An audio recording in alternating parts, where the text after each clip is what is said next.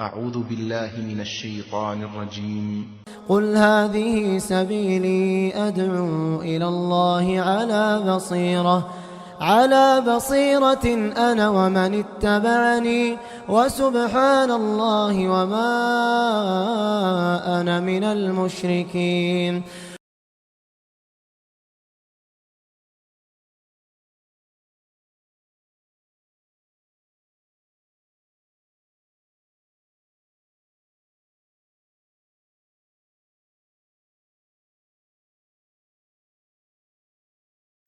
إن الحمد لله نحمده ونستعينه ونستغفره ونعوذ بالله من شرور أنفسنا ومن سيئات أعمالنا. من يهده الله فلا مضل له ومن يضلله فلا هادي له، وأشهد أن لا إله إلا الله وحده لا شريك له، وأشهد أن محمدا عبده ورسوله. أما بعد، فإن خير الحديث كتاب الله، وخير الهدي هدي محمد صلى الله عليه وسلم، وشر الأمور محدثاتها، وكل محدثة بدعة، وكل بدعة ضلالة، وكل ضلالة في النار. فأعوذ بالله من الشيطان الرجيم. بسم الله الرحمن الرحيم. يا أيها الذين آمنوا اتقوا الله حق تقاته ولا تموتن إلا وأنتم مسلمون.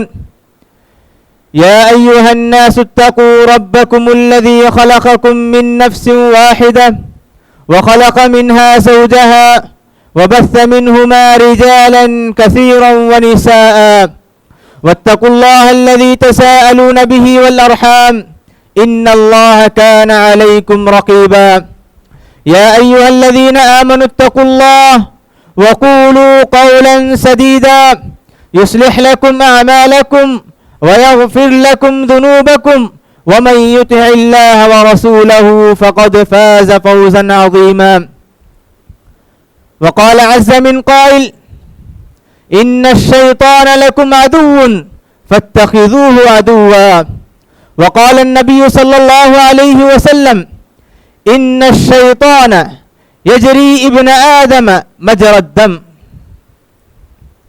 تمام تعریفیں، کبریائی، بڑائی اس اللہ تبارک و تعالیٰ کے لیے لائق اور مناسب ہے، جس نے اس کائنات کو محض اپنی عبادت کے لیے پیدا کیا.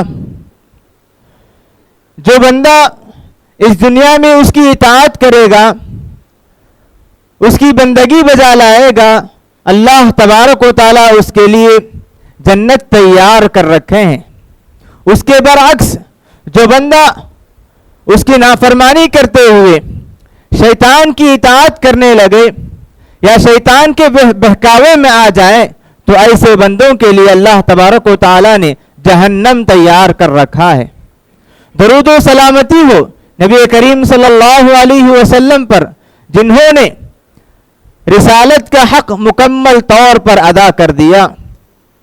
اللہ تبارک و تعالیٰ تک پہنچنے کا راستہ ہمارے لیے واضح فرما دیا. جنت تک پہنچنے کے سارے طریقے ہمارے لیے بتلا دیے، اور شیطان انسان پر کیسے حملہ کرتا ہے اور انسان کو شیطان کے وسوسوں سے کیسے بچنا ہے، یہ ساری باتیں اللہ کے رسول صلی اللہ علیہ وسلم نے ہمیں بتلا دی. اللہ تبارک و تعالی فرماتے ہیں: ان الشیطان لکم عدو فاتخذوہ عدوا. یاد رکھو، شیطان تمہارا دشمن ہے، تم بھی اسے اپنا دشمن سمجھو. حاضرین جمعہ، شیطان انسان کا ازلی اور ابدی دشمن ہے. انسان کو بہکانا، وسوسوں کا شکار کرنا، غفلت میں ڈالنا، اللہ تبارک و تعالیٰ سے دور رکھنا شیطان کا کام ہے. شیطان انسان کا سب سے بڑا دشمن ہے. شیطان نے اللہ تبارک و تعالیٰ سے یہ وعدہ کر کے آیا ہے کہ میں تیرے بندوں کو قیامت تک بہکاتا رہوں گا، وسوسوں کا شکار کرتا رہوں گا، اور اسے نیک راستوں سے روکتا رہوں گا. معصیتوں میں اس کو مبتلا کروں گا اور گناہوں کو سجا کر مزین کر کے اس کے سامنے پیش کروں گا. اللہ تبارک و تعالیٰ کے سامنے یہ وعدہ کر کے وہ آیا ہے. یہی وجہ ہے کہ وہ ہمارا دشمن ہے. اسی وجہ سے ہمیں بہکانے کے لیے بہت ساری کوششیں کرتا رہتا ہے. اللہ تبارک و تعالیٰ نے ہمیں متنبہ کر دیا کہ یہ شیطان تمہارا دشمن ہے, تم بھی اسے دشمن سمجھو. اگر کوئی انسان شیطان کو اپنا دشمن نہ سمجھے, شیطان کے بہکاوے کو نہ سمجھے, شیطان کے وسوسوں کا شکار ہونے لگے, تو سمجھو کہ وہ انسان غفلت میں پڑ گیا. وہ انسان جنت کا مستحق نہیں بن سکتا. وہ انسان دنیا میں بھی ناکام ہوگا اور آخرت میں بھی ناکام ہوگا. شیطان انسان کو جو بہکانے کا طریقہ اختیار کرتا ہے, انسان کو اسے سمجھنا چاہیے. یہ وہ شیطان ہے جو ایسا دشمن ہے جو انسان کو نظر نہیں آتا. یہ ایسا دشمن ہے جو انسان کو نظر نہیں آتا لیکن وہ ہمیں دیکھتا ہے. اللہ تبارک و تعالیٰ فرماتے ہیں اِنَّهُ يَرَاكُمْ هُوَ وَقَبِيلُهُ مِنْ حَيْثُ لَا تَرَوْنَهُمْ. شیطان اور اس کا قبیلہ, اس کے خاندان تم ہی دیکھتے ہیں لیکن تم اسے نہیں دیکھ سکتے. اسی وجہ سے انسان غفلت کا شکار ہوتا ہے. اسی وجہ سے انسان معصیتوں کا شکار ہوتا ہے. اسی وجہ سے انسان شیطان کے بہکاوے میں آ جاتا ہے. جو انسان یہ سمجھ لے کہ مجھے حکم دینے والا, معصیت پر لگانے والا, وسوسوں کا شکار کرنے والا میرا ابدی دشمن اور ازلی دشمن ہے, تو ایسا انسان کبھی وسوسوں کا شکار نہیں ہوگا. ایسا انسان کبھی گناہوں میں ملوث نہیں ہوگا. ایسے انسان کے دلوں میں جب کبھی اس طرح کے وسوسے آئے, گناہ کی خواہش پیدا ہو یا گناہ کی طرف آگے بڑھنے کی خواہش اس کے اندر پیدا ہو, تو ضرور اس کے دل میں یہ بات آئے گی کہ یہ حکم دینے والا میرا دشمن ہے. اللہ تبارک و تعالیٰ نے ہر نبی کے لیے شیاطین میں سے, انسان اور جن کے میں سے شیاطین کو نبی کا دشمن بنا کر بھیجا ہے. یہ شیطان جس کا کام یہی ہوتا کہ انسانوں کو بہکانا, انسانوں کو اللہ سے دور رکھنا, جنت کے مستحق بننے سے دور رکھنا, جہنم میں داخل کرنے کی کوشش کرنا شیطان کا بڑا اہم مقصد ہے. شیطان ایک ہی مقصد لے کر پھرتا ہے کہ انسان کسی طرح کامیاب نہ ہو. انسان کسی طرح کامیاب نہ ہو, چاہے وہ زندگی میں بھی ناکام ہو, وہ دنیا میں بھی ناکام ہو اور آخرت میں بھی ناکام ہو. اسی لیے اس کی ساری کوششیں ہوتی ہے. شیطان یہ چاہتا ہے کہ انسان کی زندگی برباد ہو جائے, اس کی عبادت برباد ہو جائے, اس کے معاملات برباد ہو جائیں, اس کے تعلقات برباد ہو جائیں, اس کی آخرت بھی برباد ہو جائے. انسان کی ایک ہی تمنا اور خواہش ہے. یہ شیطان کی دشمنی کہاں سے شروع ہوتی ہے؟ جب اللہ تبارک و تعالیٰ نے آدم علیہ السلام کو سجدہ کرنے کا حکم دیا تو شیطان نے سجدہ کرنے سے انکار کر دیا. تو اللہ تبارک و تعالیٰ شیطان کو دھتکار دیتے ہیں, شیطان کو اپنی رحمتوں سے باہر کر دیتے ہیں. تو شیطان کہتا ہے کہ پروردگار مجھے قیامت تک مہلت دے. تو اللہ تبارک و تعالیٰ شیطان کے اس فرمائش کو قبول کرتے ہوئے قیامت تک اسے مہلت دے دیتے ہیں. قیامت تک جب مہلت دے دیتے ہیں تو شیطان کہتا ہے کہ پروردگار یاد رکھ, تیری قسم میں قیامت تک آنے والوں کو بہکاتا رہوں گا. اور اس نے یہ بھی کہا جو تیرے راستے پر چلیں گے, رب بما اغویتنی لاغوینہم لازینن لہم صراطک المستقیم, جو بندے تیرے سیدھے راستے میں چلنے والے ہوں گے, جو نیک راستے میں چلنے والے ہوں گے, ایسے ہی لوگوں کو میں بہکانے لگوں گا. جو لوگ گمراہ ہو چکے ہیں, جو لوگ کفر میں مبتلا ہو چکے ہیں یا جو لوگ معصیتوں میں شکار ہو چکے ہیں, ان کو بہکانا, ان کو اور گناہوں میں ملوث کرنا اس کے لیے بہت آسان ہے. شیطان کے لیے ایسے لوگوں کو بہکانا بہت ہی گراں گزرتا ہے اور مشکل ہے جو اللہ کے سیدھے راستے پر چلتے ہیں, جو نیک راستے پر چلتے ہیں, جو استقامت پر لگے رہتے ہیں. ایسے لوگوں کو بہکانے کی بہت کوششیں کرتا رہتا ہے. اگر انسان شیطان کے وسوسوں میں آ جائے تو وہ انسان بھٹک جائے گا, گمراہ ہو جائے گا. شیطان کے وسوسوں کو سمجھنا, شیطان کے مکاریوں کو سمجھنا, شیطان کے چالوں کو سمجھنا ہر انسان کے لیے ضروری ہے. اگر کوئی انسان چاہتا ہے کہ اس کی زندگی کامیاب ہو جائے, کوئی انسان یہ چاہتا ہے کہ اس کے معاملات صاف ہوں, کوئی انسان یہ چاہتا ہے کہ اس کی عبادت صاف ہو، شیطان کے وسوسوں سے پاک ہو، اسے چاہیے کہ شیطان کے اس طرح کے وسوسوں کو جاننا چاہیے کہ شیطان کیسے داخل ہوتا ہے، کہ انسان کو کیسے وسوسوں میں داخل کرتا ہے۔ نبی کریم صلی اللہ علیہ وسلم نے کیا فرمایا؟ شیطان کا ایک ہی مقصد ہے کہ انسان کو گمراہ کرنا، جس کے لیے اس کی کوششیں کیسی ہوتی ہے؟ نبی کریم صلی اللہ علیہ وسلم فرماتے ہیں کہ شیطان انسان کے رگوں میں ایسے ہی دوڑتا ہے جس طرح خون دوڑتا ہے۔ ان الشیطان یجری ابن آدم مجرى الدم، جس طرح رگوں میں شیطان خون دوڑتا ہے اسی طرح ہمارے رگوں میں شیطان بھی دوڑتا ہے۔ جب کبھی انسان غافل ہو جائے یا بھول جائے تو فوراً وسوسے ڈالنے لگتا ہے۔ ابن عباس رضی اللہ عنہ فرماتے ہیں الشیطان جاثم علی قلب ابن آدم، کہ شیطان انسان کے دل سے چمٹا رہتا ہے۔ فَإِذَا سَهَا وَغَفَلَ وَسْوَسَ، جب وہ بھول جائے یا غفلت کا شکار ہوتا ہے تو فوراً وسوسے ڈالتا ہے۔ وسوسے کیسے؟ کہ اللہ تبارک و تعالیٰ کی نیکی سے دور رکھنا، نبی کریم صلی اللہ علیہ وسلم کی سنتوں پر عمل کرنے سے دور رکھنا، نفل نمازوں سے، نفل عبادتوں سے دور رکھنا، شرک و بدعات میں مبتلا کرنا، معصیتوں کا شکار بنانا، ہر طرح کے وسوسے ڈالنے لگتا ہے۔ پھر ابن عباس رضی اللہ عنہ فرماتے ہیں فَإِذَا ذَكَرَ خَنَسَ، جب وہی بندہ جب اللہ تبارک و تعالیٰ کو یاد کرنے لگتا ہے تو فوراً پلٹ کر بھاگ جاتا ہے۔ تو شیطان انسان کو غفلت میں ڈالنے کے لیے، معصیتوں کی شکار کرنے کے لیے ہر وقت اس کے دل کے ساتھ چمٹا رہتا ہے۔ جب انسان غفلت کا شکار ہوتا ہے تو فوراً وسوسے ڈالنے لگتا ہے، اور انسان کے معاملات کو خراب کرنے، اس کے تعلقات کو خراب کرنے کے لیے ہر روز ان کی مجلسیں جمع ہوتی ہے۔ صحیح مسلم کی روایت ہے، نبی کریم صلی اللہ علیہ وسلم فرماتے ہیں کہ شیطان ہر روز اپنے قبیلے کو، اپنے ماتحت شیطانوں کو ابلیس بھیجتا رہتا ہے۔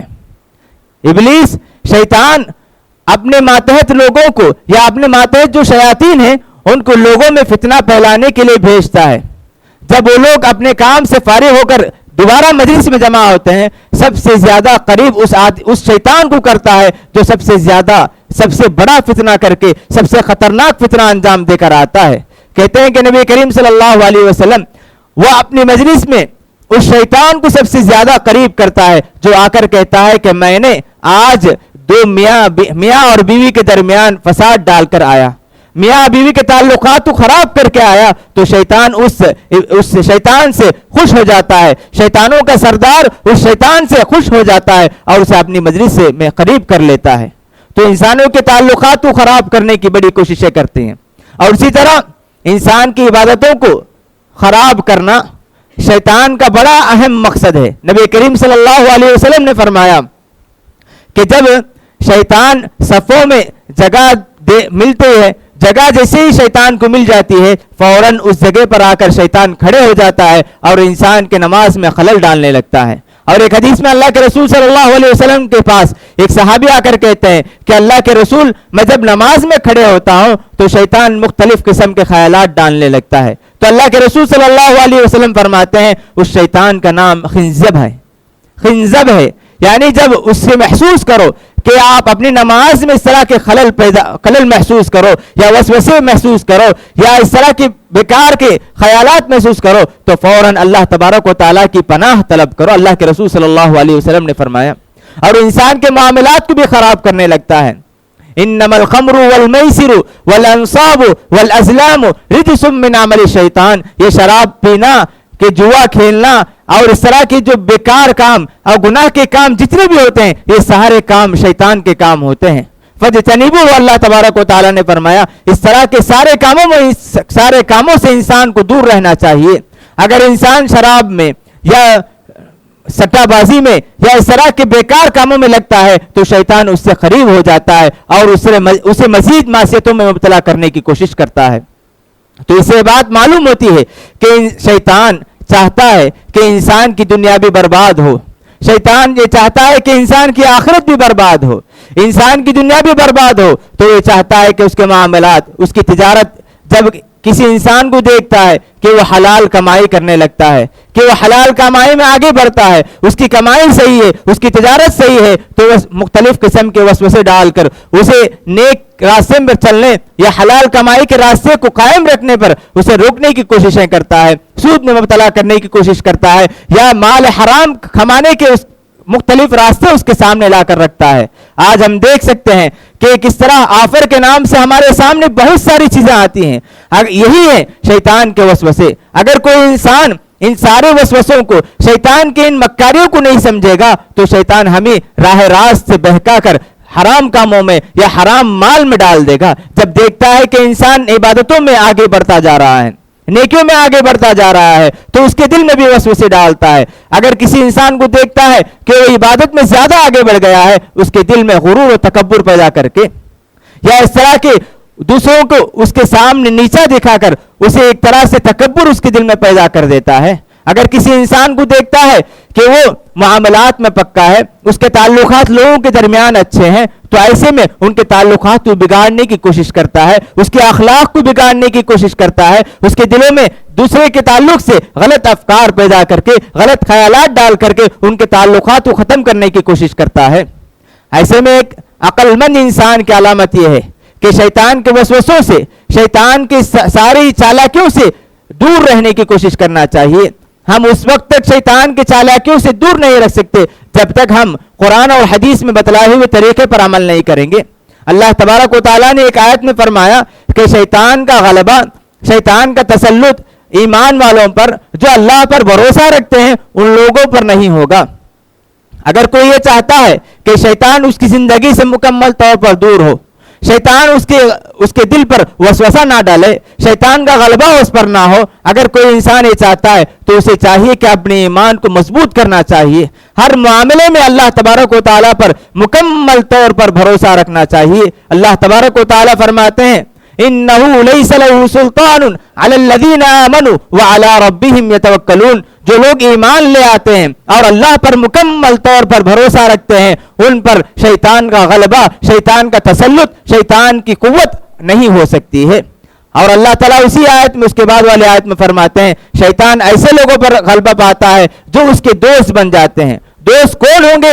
جو شیطان کو دوست بنائیں گے, اللہ تبارک و تعالیٰ کو یاد نہیں کریں گے, ایسے ہی لوگ شیطان کے دوست ہو جائیں گے. اللہ تبارک و تعالیٰ ایک آیت میں فرماتے ہیں وَمَن يَعْشُ عَن ذِكْرِ الرَّحْمَنِ نُقَيِّضْ لَهُ شَيْطَانًا فَهُوَ لَهُ قَرِينٌ.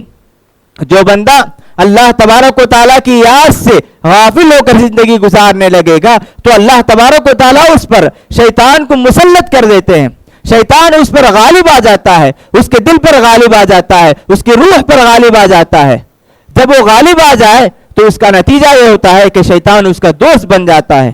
جب شیطان کسی کا دوست بن جائے تو کوئی تصور نہیں کر سکتے, کہ کوئی یہ اندازہ نہیں لگا سکتے کہ وہ کس قدر اس آدمی کو بہکائے گا, کس قدر وہ اللہ تبارک و تعالیٰ کے راستے سے دور لے جائے گا, جنت کے راستے سے کس قدر وہ بھٹکائے گا, کوئی انسان تصور نہیں کر سکتا.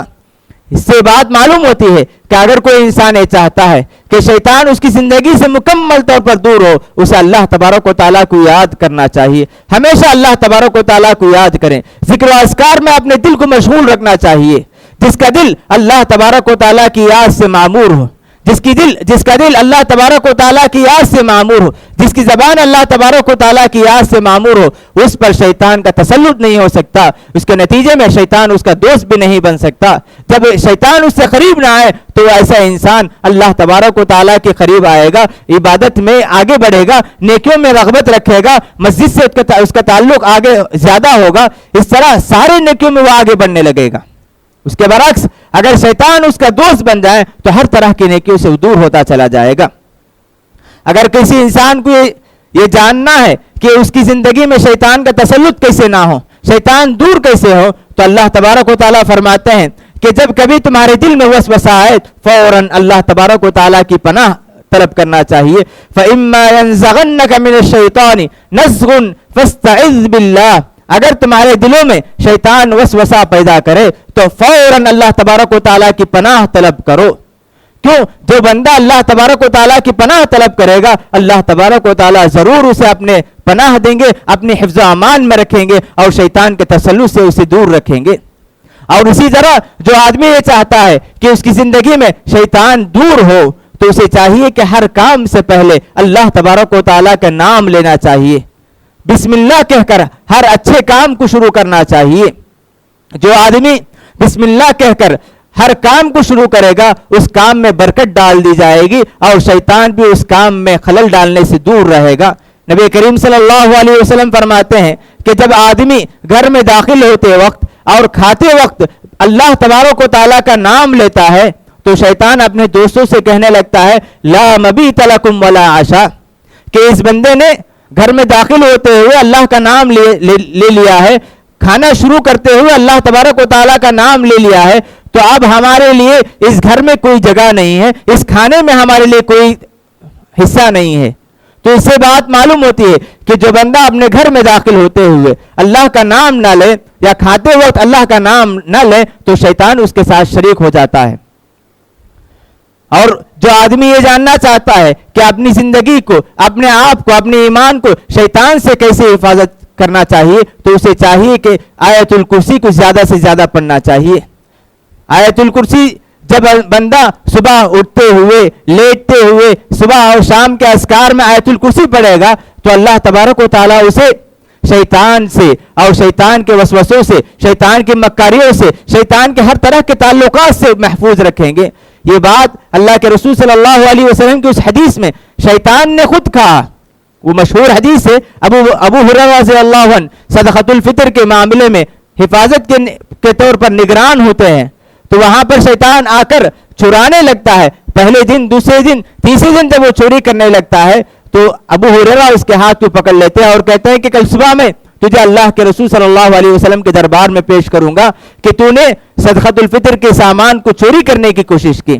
تو شیطان کہتا ہے کہ میں شیطان ہوں، اگر تم چاہتے ہو کہ تمہاری چیزیں محفوظ ہوں، تم اپنے بستر پر جانے سے پہلے آیت الکرسی پڑھ لیا کرو۔ اور شیطان خود کہتا ہے کہ جو بندہ آیت الکرسی پڑھ کر سوئے گا تو اللہ تبارک و تعالیٰ کی طرف سے ایک نگہبان، ایک نگران مامور ہوتا ہے جو اس کی حفاظت کرنے لگتا ہے، شیطان اس بندے سے قریب نہیں آ سکتا۔ اور اللہ کے رسول صلی اللہ علیہ وسلم نے یہ بھی فرمایا آپ اپنے گھروں کو قبرستان نہ بناؤ، لا تجعلوا بیوتکم قبورا، کہ تم اپنے گھروں کو قبرستان نہ بناؤ۔ اور یاد رکھو جس گھر میں سورۃ البقرہ پڑھا جائے، سورۃ البقرہ کی تلاوت کی جائے، اس گھر سے شیطان دور بھاگ جاتے ہیں۔ ہم میں سے کون چاہتا ہے کہ اس کے گھر پر شیطان مسلط ہو؟ ہم میں سے ہر کوئی چاہتا ہے کہ شیطان ہمارے گھروں میں نہ آئے۔ تو ہمیں چاہیے کہ سورۃ البقرہ کی تلاوت زیادہ سے زیادہ کرنی چاہیے۔ قرآن مجید کی تلاوت کے ذریعے سے ہم شیطان کو اپنے سے دور رکھ سکتے ہیں، اپنے علاقے سے دور رکھ سکتے ہیں، اپنے گھر سے دور رکھ سکتے ہیں۔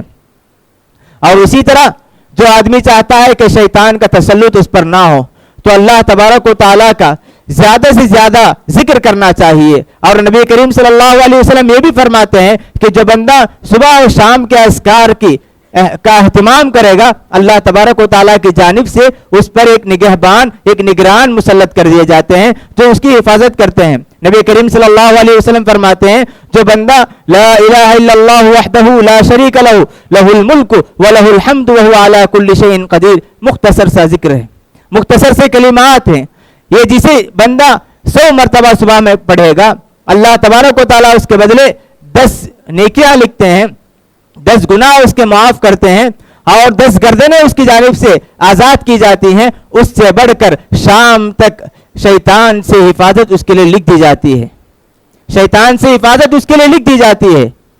جو بندہ ان اذکار کو پڑھنا لا الہ الا اللہ وحدہ لا شریک لہ لہ الملک ولہ الحمد وہو علی کل شیء قدیر، یہ پڑھنا کوئی مشکل کام نہیں ہے، انسان چلتے پھرتے لیٹتے ہر طریقے سے پڑھ سکتا ہے۔ اور اللہ تبارک و تعالیٰ دیکھیے ہم پر کس قدر مہربان ہے، بعض عبادتوں کو نماز مسجد میں آ کر یا بعض عبادتوں کے لیے وقت مقرر کر دیے، لیکن چند اذکار ایسے ہیں انسان چلتے پھرتے ہر حالت میں ادا کر سکتا ہے۔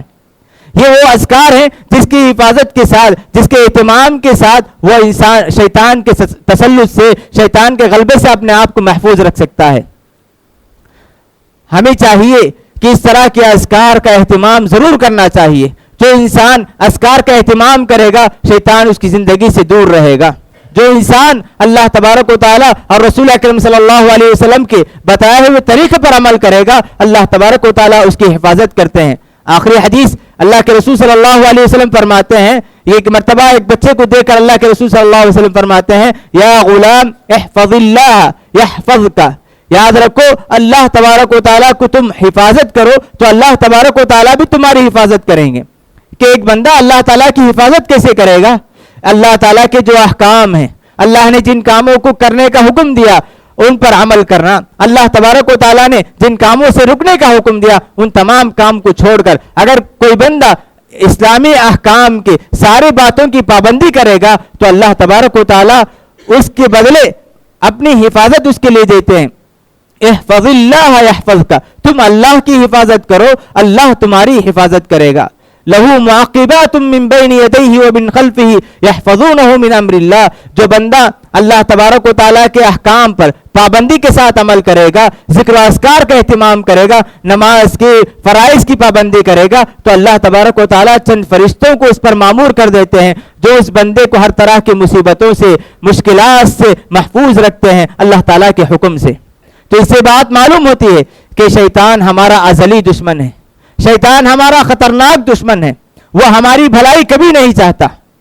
کل قیامت کے دن جب اللہ تبارک و تعالیٰ جو اس کی اطاعت کرنے والے ہیں ان کے لیے فیصلہ کر دیں گے, جہنم کا فیصلہ جب اللہ تعالیٰ کر دیں گے تو وہ کہنے لگے گا تو اللہ تبارک و تعالیٰ نے تم سے وعدہ کیا, اللہ نے اپنے وعدے میں سچ رہا, اور میں نے تم سے وعدہ کیا میں نے اپنے وعدے کی مخالفت کی, تم میری پیروی کر کے اپنے آپ کو ملامت کرو میری ملامت نہ کرو. فلا تلومونی ولوموا انفسکم, تم مجھے ملامت نہ کرو اپنے آپ کو ملامت کرو, کیونکہ اللہ تبارک و تعالیٰ نے تمہارے سامنے ساری باتیں واضح کر دی تھی, رسول اکرم صلی اللہ علیہ وسلم نے ساری باتیں واضح کر دی تھی کہ شیطان انسان پر کیسے غلبہ پاتا ہے, شیطان انسان کو کیسے بہکاتا ہے, شیطان کیسے جہنم کی طرف انسان کو لے جاتا ہے. یہ ساری باتیں اللہ کے رسول صلی اللہ علیہ وسلم نے تم کو بتلا دی تھی اور میں نے تمہیں بہکایا تھا.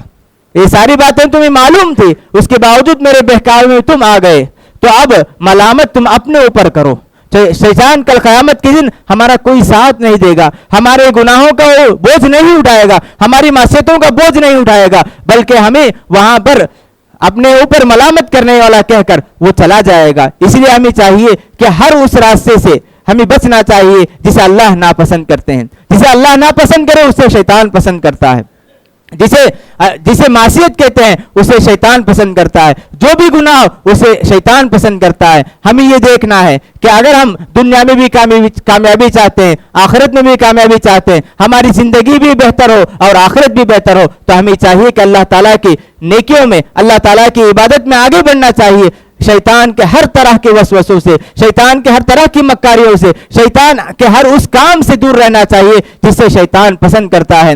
اگر ہم چاہتے ہیں کہ دنیا میں بھی کامیاب ہوں آخرت میں بھی کامیاب ہوں, وہ اذکار وہ دعائیں ان تمام کا اہتمام کرنا چاہیے جن سے شیطان ہم سے دور بھاگ جاتا ہے. اللہ سے دعا ہے کہ اللہ تبارک و تعالی ہم تمام کو دنیا میں بھی کامیابی عطا کرے, آخرت میں بھی کامیابی عطا کرے. جب تک ہمیں زندگی عطا کرے اللہ تبارک و تعالی ہمیں اپنی زندگی کو اس کی عبادت میں لگانے اور شیطان کے ہر طرح کی اطاعت کرنے سے ہمیں دور رکھے. اقول قولی هذا واستغفر الله لي ولكم ولسائر المسلمين من كل ذنب فاستغفروه انه هو الغفور الرحيم.